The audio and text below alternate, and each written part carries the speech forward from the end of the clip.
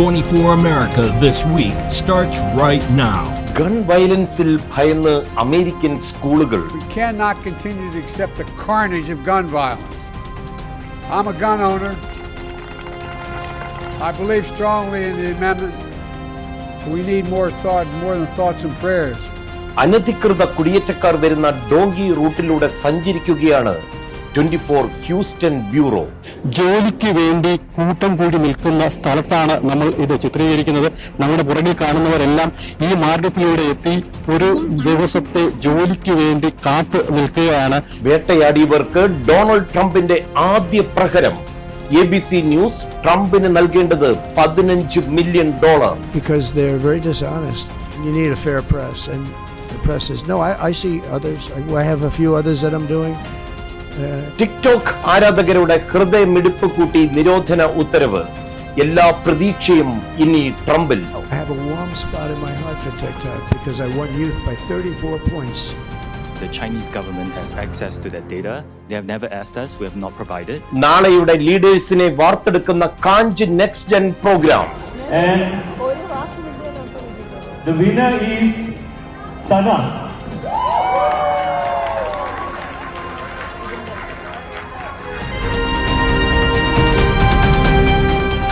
America This Week, here now. 2024 അവസാനിക്കുമ്പോൾ അമേരിക്കയിലെ സ്കൂളുകളിൽ പെടഞ്ഞു വീണ് മരിക്കുന്ന കുരുന്നുകളുടെ എണ്ണം ഓരോ ദിവസവും കൂടിക്കൂടി വരികയാണ്. എന്ന് തീരും ഈ സങ്കടക്കടലിൽ നിന്നൊരു മോചനം? ലിസ് പൗലോസ് ചേരുന്നു ന്യൂയോർക്കിൽ നിന്ന്. The tragic event at Madison, Wisconsin, where a 15-year-old student opened fire at the school, resulting in 3 deaths, should open our eyes to an alarming trend across the nation. This year alone, the United States has seen 488 mass shootings, according to the Gun Violence America. വിസ്കോൺസിനിലെ സ്കൂളിലുണ്ടായ വെടിവയ്പിൽ 3 പേർ മരിച്ചു. 6 വിദ്യാർത്ഥികൾക്ക് പരിക്കേറ്റു. 2 വിദ്യാർത്ഥികളുടെ നില അതീവ ഗുരുതരമായി തുടരുകയാണ്. അക്രമിയെ പിന്നീട് മരിച്ച നിലയിൽ കണ്ടെത്തി. 17-കാരിയാണ് വെടിയുതിർത്തതെന്നാണ് അമേരിക്കൻ പോലീസ് പറയുന്നത്. With the deadliest occurring in Joliet, Illinois, back in January, claiming 8 lives. When it comes to school shootings, GVA reports a staggering 971 cases in 2024. It's ripping our communities apart, ripping the soul of this nation, ripping at the very soul of the nation. And we have to do more to protect our schools so they aren't turned into prisons. Specifically, there have been 112 school shootings where at least one victim was injured or killed, with the deadliest at Appalachian High School in Winder, Georgia, where 4 lives were lost. But as a nation, we cannot continue to accept the carnage of gun violence. I'm a gun owner. I believe strongly in the amendment. We need more than thoughts and prayers. Some of my Republican friends in Congress just finally have to say enough is enough. We have to do something. This is Liz Paulos signing off. 24 USA. അനധികൃത കുടിയേറ്റക്കാർ ഇപ്പോഴും ടെക്സസിലെ അതിർത്തി പ്രദേശങ്ങളിലൂടെ ഒഴുകുകയാണെന്ന റിപ്പോർട്ടുകളാണ് 24 Houston bureau നൽകുന്നത്. Donkey root എന്ന പേരിൽ അറിയപ്പെടുന്ന ഈ വഴികളിലൂടെ 24ന്റെ ക്യാമറ കണ്ണുകൾ സഞ്ചരിച്ചപ്പോൾ 2025 ജനുവരി 6 ട്രംപ് ഭരണകൂടം അധികാരത്തിലെത്തുമ്പോൾ അമേരിക്കയിലേക്കുള്ള കുടിയേറ്റ സ്വപ്നം കഠിനമാകുന്നു. സ്റ്റുഡന്റ് വിസയിലും വർക്ക് വിസയിലൂടെയുമാണ് നിലവിൽ ഇന്ത്യക്കാർ കൂടുതലും അമേരിക്കയിലെത്തുന്നത്. എന്നാൽ ഈ കൂട്ടർക്കും വിസ പ്രോസസിംഗ് കഠിനമായി പോന്നിരിക്കുകയാണ്. സ്റ്റുഡന്റ് വിസയിലൂടെ അമേരിക്കയിലെത്തുന്ന ഒരാൾ പിന്നീട് H-1B വിസ നേടി അംഗീകൃതമായി ജോലി ചെയ്യുകയാണ് ചെയ്യുന്നത്. പിന്നീട് ഗ്രീൻ കാർഡിന് വേണ്ടി ഫയൽ ചെയ്ത് പെർമനന്റ് റെസിഡൻസി നേടിയെടുക്കുകയാണ്. എന്നാൽ നിലവിൽ 10-12 വർഷങ്ങളാണ് ഗ്രീൻ കാർഡ് പ്രോസസിംഗിന് വേണ്ടി US-ൽ എടുത്തുകൊണ്ടിരിക്കുന്നത്. ഇപ്പോൾ 2024 അവസാനിക്കുമ്പോൾ 2012 ഗ്രീൻ കാർഡിന് വേണ്ടി ഫയൽ ചെയ്തവരുടെ പ്രോസസിംഗ് ആണ് നടക്കുന്നത് എന്നാണ് US വിസ ബുള്ളറ്റിൻ വഴി നമുക്ക് അറിയാൻ സാധിച്ചത്. ഇതുമൂലം ഒരേ സ്ഥാപനത്തിൽ തന്നെ ഈ 10-12 വർഷങ്ങൾ ജോലി ചെയ്തു വരേണ്ട ഒരവസ്ഥയാണ് ഈ കൂട്ടർക്കുള്ളത്. ഇത് കഠിനമായ സമ്മർദ്ദം അവരിൽ ചെലുത്തുന്നുണ്ട്. കാരണം എമർജൻസി ആയിട്ട് വിവാഹം, മരണം പോലെയുള്ള സിറ്റുവേഷൻസ് വേണ്ടി നാട്ടിലേക്ക് പോകാൻ പറ്റാത്തൊരവസ്ഥയും ഇവരിലുണ്ട്. അതുപോലെ തന്നെ സാനിയ, അനധികൃതമായി കുടിയേറുന്ന ആളുകളുടെ എണ്ണത്തിൽ ഒരു വലിയ വർധനമാണ് കഴിഞ്ഞ മാസങ്ങളിൽ നമുക്ക് കാണാൻ കഴിയുന്നത്. ഒരു പക്ഷേ കഴിഞ്ഞ വർഷങ്ങളെ അപേക്ഷിച്ച് ട്രംപ് ഭരണകൂടം അടുത്ത വർഷം അധികാരമേൽക്കും എന്ന ഒരു ആശങ്കയിൽ ഒരുപാട് പേരുകളാണ് ഈ ഡോങ്കി വേ അല്ലെങ്കിൽ ഡോങ്കി എന്ന കോഡാണ് ഇതിനറിയപ്പെടുന്നത്. ആ മാർഗത്തിൽ അമേരിക്കയിൽ എത്താൻ ശ്രമിക്കുന്നത്. അതിൽ ഇന്ത്യക്കാരും മലയാളികളും ഉണ്ട് എന്നുള്ളതാണ് നമ്മളെ ഞെട്ടിക്കുന്ന ഒരു വിവരം. വളരെ കഠിനമായ വഴികളിലൂടെയാണ് അവർ എത്തുന്നത്. നിക്കോറാഗസ്, വെനിസുല പോലെയുള്ള ലാറ്റിൻ അമേരിക്കൻ രാജ്യങ്ങൾ, ഇവിടേക്ക് വരാൻ ഇന്ത്യക്ക് വിസ വേണ്ട. ഈ രാജ്യങ്ങളിലെത്തി ടൂറിസ്റ്റ് വിസയിലെത്തി അവിടെ നിന്ന് ഹോണ്ടുറാസ് പോലെയുള്ള അപകടകരമായ രാജ്യങ്ങളിലൂടെ നടന്ന് മെക്സിക്കൻ അതിർത്തിയിലെത്തി. മെക്സിക്കൻ അതിർത്തിയിലെ പുഴ നീന്തിക്കടന്നാണ് ഇവർ അമേരിക്കയിലേക്ക് എത്തുന്നത്. ഈ ഡോങ്കി റൂട്ട് വളരെ അപകടമാണ്. ഒരു പക്ഷേ ഇതിൽ പകുതിയോളം ആളുകൾക്കും ജീവൻ നഷ്ടപ്പെടുന്ന അവസ്ഥ വരെ ഉണ്ട് എന്നുള്ളതാണ് അറിയാൻ കഴിയുന്നത്. ഇങ്ങനെ ജീവൻ പണയപ്പെടുത്തി അമേരിക്കൻ സ്വപ്നം കാണുന്നവർക്ക് ഇന്ത്യക്കാരുടെ എണ്ണം കൂടുന്നു എന്നുള്ള ആശങ്കയാണ്. ജനുവരിക്ക് മുമ്പ് അമേരിക്കയിലേക്ക് എത്തപ്പെടുക എന്നുള്ള ഒരു ഒറ്റ ആഗ്രഹത്തിന്റെ പുറത്താണ് ഈ റിസ്ക് അവർ കിട്ടുന്നത്. നമ്മൾ ഈ നിൽക്കുന്ന സ്ഥലം എന്ന് പറയുന്നത് ഇങ്ങനെ അമേരിക്കയിലേക്ക് കുടിയേറിയ ആളുകൾ ജോലിക്ക് വേണ്ടി കൂട്ടം കൂടി നിൽക്കുന്ന സ്ഥലത്താണ് നമ്മൾ ഇത് ചിത്രീകരിക്കുന്നത്. നമ്മുടെ പുറകിൽ കാണുന്നവരെല്ലാം ഈ മാർഗത്തിലൂടെ എത്തി ഒരു ദിവസത്തെ ജോലിക്ക് വേണ്ടി കാത്തു നിൽക്കുകയാണ്. ഒരു പക്ഷേ ട്രംപ് അധികാരത്തിൽ വന്നാൽ അതിർത്തി ശക്തമാക്കും, കാവൽ ശക്തമാക്കും. ഈ ഇല്ലീഗൽ എമിഗ്രൻസിന്റെ കാര്യത്തിൽ കൃത്യമായ ഒരു നടപടി ഉണ്ടാകുമെന്ന് നമുക്ക് പ്രതീക്ഷിക്കാം. ഹ്യൂസ്റ്റണിൽ നിന്നും രഞ്ജിത്ത് പിള്ളെ, സാനിയ 24. മാധ്യമ പ്രവർത്തകരും ഡൊണാൾഡ് ട്രംപും പണ്ടേ കീരിയും പാമ്പുമാണെന്നറിയാം. രണ്ടാം വരവിൽ ആദ്യ വിജയം ഡൊണാൾഡ് ട്രംപിന്. മാനനഷ്ട കേസിൽ ABC ന്യൂസ് നൽകേണ്ടത് $15 million. Prajinsi Kannan from 24 central desk. After settling a $15 million defamation lawsuit with ABC, President-elect Donald Trump has intensified his legal threats against media outlets. This has ignited a heated discussion about the freedom of the press and the responsibility of media. I think you have to do it because they're very dishonest. You need a fair press, and the press is no. I see others. I have a few others that I'm doing. I'm going to, as an example, I'm doing this not because I want to. I'm doing this because I feel I have an. Trump announced he will pursue legal actions against news organizations and social media influencers who defame him. Throughout his first term, he frequently clashed with journalists, called the press the enemy of the people, and barred reporters from official briefings. The reality in this case is that, according to everyone I've spoken to, Trump's case against ABC News seemed not great, and there are very strong protections built into the First Amendment and how it's interpreted by the Supreme Court that give the media and others a lot of leeway when they are scrutinizing powerful individuals, no more so than the President-elect of the United States. He intends to sue the Des Moines Register for his final Iowa voter poll, which show him losing to Vice President Kamala Harris. Critics view this as an authoritarian strategy to control the narrative, raising concerns about its chilling effect on journalism. Meanwhile, Trump's supporters believe this legal action is essential for holding the media accountable for false information. Prajansi Kannan, Central News Desk, Cochin. ടിക്ടോക്കിനെ അമേരിക്കയിൽ നിരോധിക്കുമോ? TikTok മേധാവി നിയുക്ത president Donald ട്രംപിനെ സന്ദർശിച്ചതോടെ എല്ലാ പ്രതീക്ഷയും ഇനി ട്രംപിൽ. Christina Cherian from 24 central desk. Hi, good evening. The US Supreme Court has agreed to hear TikTok's appeal against a law that could potentially ban the app in the United States. For our viewers, TikTok is among the 273 Chinese apps banned in India since 2020. I have a warm spot in my heart for TikTok because I won youth by 34 points.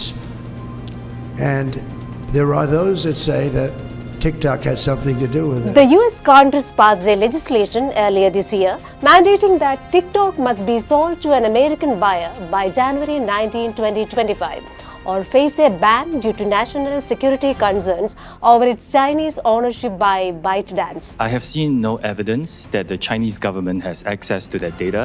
They have never asked us. We have not provided. While TikTok has contested the law, arguing that a ban would infringe on free speech, the government highlights potential national security risks. But Donald Trump, who once supported a ban on TikTok, might be reconsidering his stance due to the app's popularity among younger voters.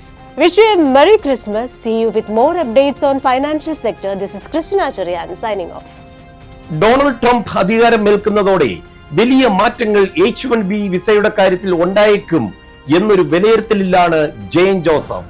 In a move that could reshape the tech industry's approach to hiring foreign talent, President-elect Donald Trump's incoming administration has plans to overhaul the H-1B visa system by replacing the current lottery system with a merit-based selection process.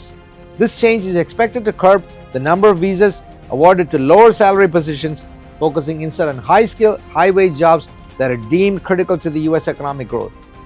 This move may be a bad news for aspiring Indian techies, as the H-1B visa approvals for Indian IT firms have dropped by more than 50% since 2015, according to an analysis of U.S. data by National Foundation of American Policy. Right now, H-1B visas are awarded in a totally random lottery, and that's wrong.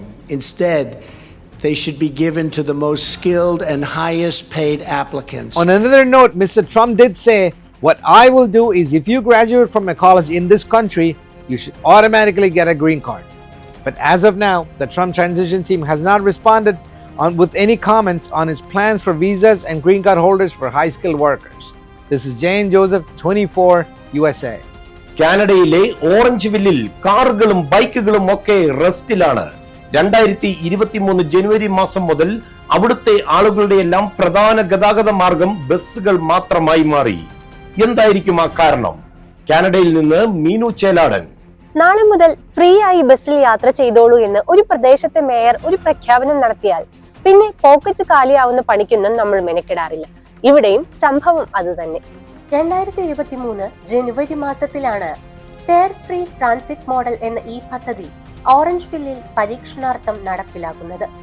സാമ്പത്തികമായി പിന്നാക്കം നിൽക്കുന്നവർക്കും പൊതുഗതാഗത സംവിധാനങ്ങൾ സാധ്യമാക്കുക എന്നതായിരുന്നു 2 വർഷത്തേക്ക് പ്രഖ്യാപിച്ച ഈ പദ്ധതിയുടെ പ്രധാന ലക്ഷ്യം.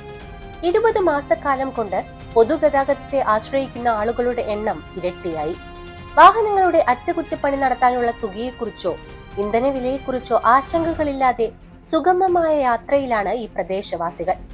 ജീവിതത്തിന്റെ രണ്ടറ്റവും കൂട്ടിമുട്ടിക്കാൻ പാടുപെടുന്ന സാധാരണക്കാർക്ക് ഈ ഒരു പദ്ധതി നൽകിയ ആശ്വാസം ചെറുതല്ലെന്ന അഭിപ്രായമാണ് ഇവർക്ക്. I get real interest from municipalities of all sizes, from small rural to small urban like we are, right to big cities. വാഹനങ്ങളുടെ ഉപയോഗം കുറയ്ക്കുന്നതിലൂടെ ഗതാഗത കുരുക്കിനും ഒരു പരിഹാരമായിട്ടുണ്ട്.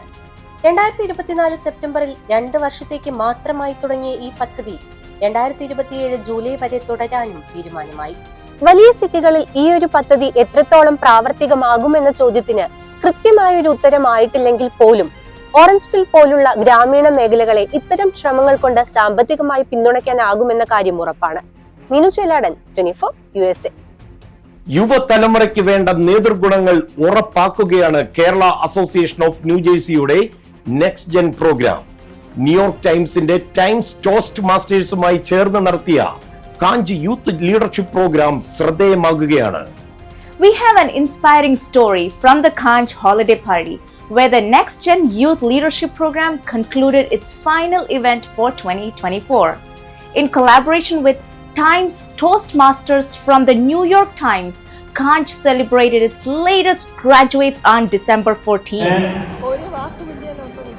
The winner is Sana. The event was organized by last year's program graduates under the mentorship of New York Times coordinator Surajit and Next Gen lead Rashmi, backed by the dedicated Next Gen focus group. During this event, the participants shared their experience on how this program significantly boosted their confidence level and enhanced their public speaking skills. Participants shared heartfelt stories of transformation, highlighting how the program has significantly enhanced their confidence and public speaking skills. The kids who graduated through IIT, there's a batch, there was a batch last year and this batch.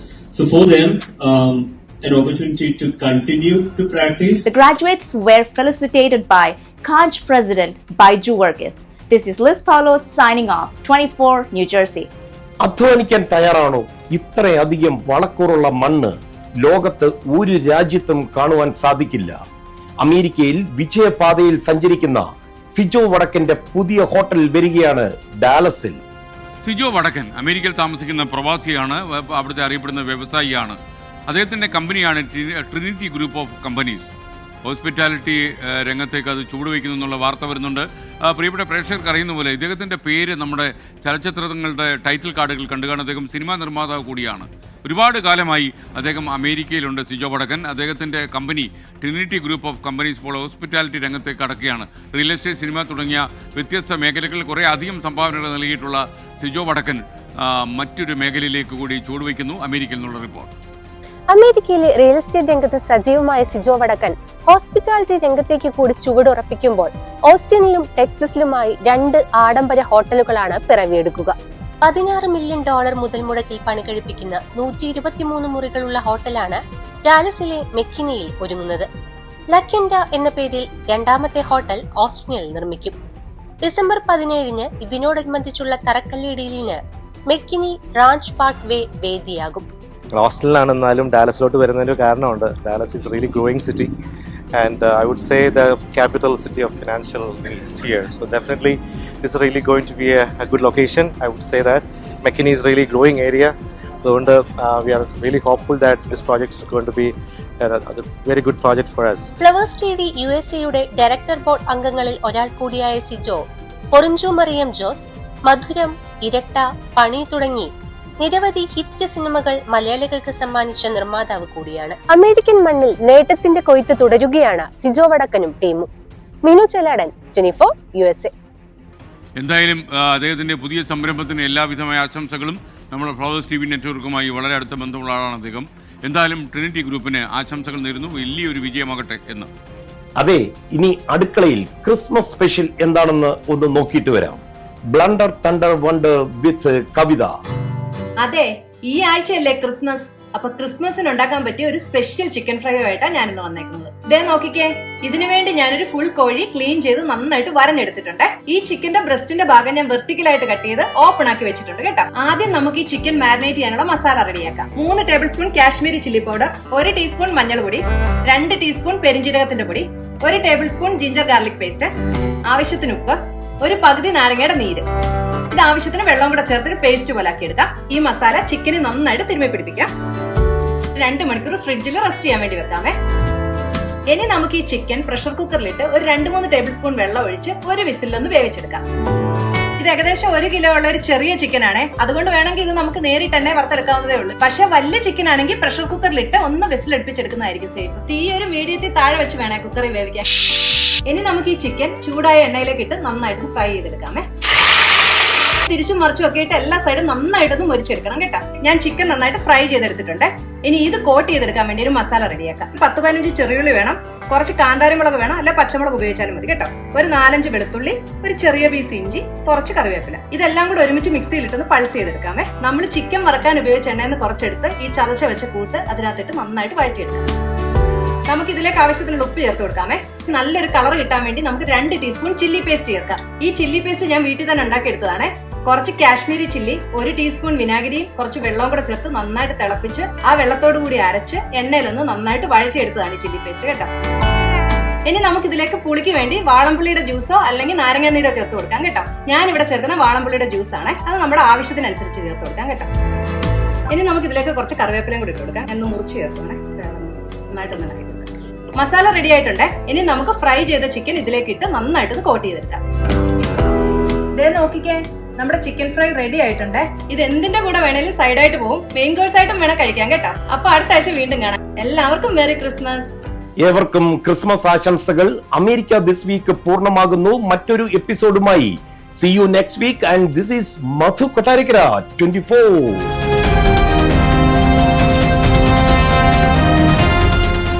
നല്ല മഴയാന്നല്ലോ ഞാൻ. എന്തൊരു മഴയാ മനസ്സിലായി. അത് പറഞ്ഞപ്പോൾ നമ്മുടെ ഈ സ്വർണ്ണക്കടത്തിന്റെ അകത്തൊക്കെ ഡിപ്ലോമാറ്റിക് ബാഗിൽ സ്വർണ്ണം കിടക്കുന്ന വിഷയത്തിൽ ശരിക്കും ഡിപ്ലോമാറ്റിക് ബാഗിൽ ഒരു ചെക്കിംഗ് ഇല്ലാണ്ട് പാസ് ത്രൂ ചെയ്യാൻ പറ്റുമോ? അമേരിക്കയിൽ ഒരു ഡിപ്ലോമാറ്റിക് ബാഗ് ചെക്ക് ചെയ്തിട്ടുണ്ട്. അറിയാം, സാക്ഷാൽ ഡൊണാൾഡ് ട്രംപ് പ്രസിഡന്റ് 2018 ആണോ? ശരി, റെഡി?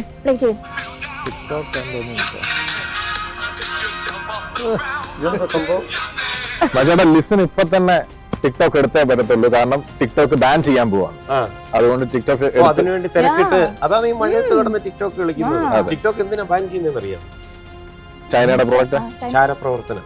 അതാണ് മെയിൻ റീസൺ. കാര്യം ഈ ചൈനീസ് കമ്പനിയുടെ പേര് ബൈറ്റ് ഡാൻസ് നമ്മുടെ ഈ ഡേറ്റ അമേരിക്കൻ സിറ്റിസന്റെ എടുത്തിട്ട് അൽഗോരിതം ഒക്കെ മാറ്റി ഇതാക്കുമെന്നും പറഞ്ഞിട്ടുണ്ട്. ഞാൻ നേരത്തെ ചോദിച്ചില്ല, ഈ ഡിപ്ലോമാറ്റിക് ബാഗ് 2018 ഡൊണാൾഡ് ട്രംപ് പരിശോധിച്ചു ചൈനയുടെ വാഷിംഗ്ടണിലേക്ക് വന്നുകൊണ്ടിരുന്നത്. അപ്പോൾ ഈ വിയന്ന ഐക്യരാഷ്ട്ര സഭയിൽ വെച്ച ഒരു ധാരണയുണ്ടായിരുന്നു പണ്ട്, രാജ്യങ്ങൾ തമ്മിൽ അങ്ങോട്ടും ഇങ്ങോട്ടും ഈ ഡിപ്ലോമാറ്റ്സിനെ ബഹുമാനിക്കും, അതുപോലെ ഈ ബാഗ് പരിശോധിക്കത്തില്ല. ട്രംപിന് പക്ഷേ എന്ത് ധാരണ, അതൊക്കെ കാറ്റി പറത്തിക്കൊണ്ട് പോയി പരിശോധിക്കാൻ പറഞ്ഞു.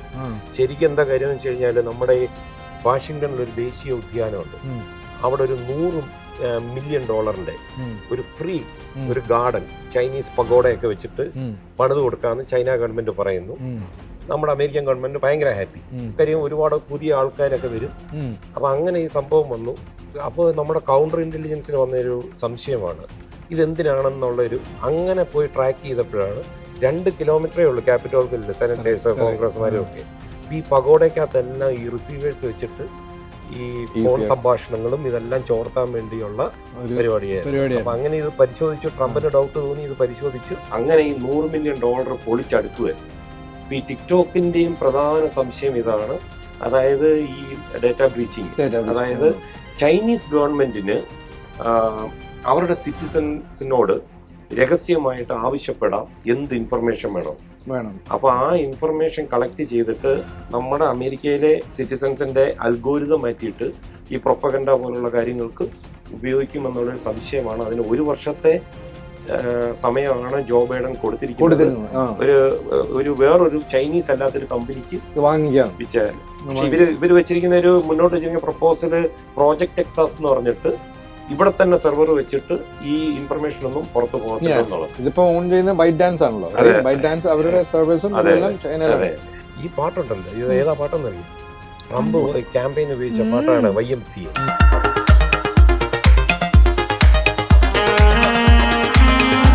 You are such an inspiration and I love you. To me, he's just a normal grandpa. He gives us candy and soda when our parents aren't looking.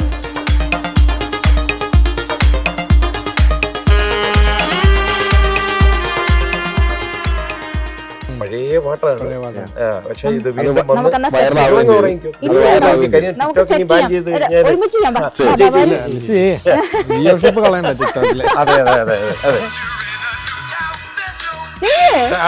ട്രംപിന്റെ സ്റ്റെപ്പ് കൊടുക്കും. അതെ, ഇത് കണ്ടെങ്ങാനും ബാൻ ചെയ്യാതിരുന്നല്ലോ. പെട്ടെന്ന് ബാൻ ചെയ്യുന്നതാ നല്ലത്. അല്ലെങ്കിൽ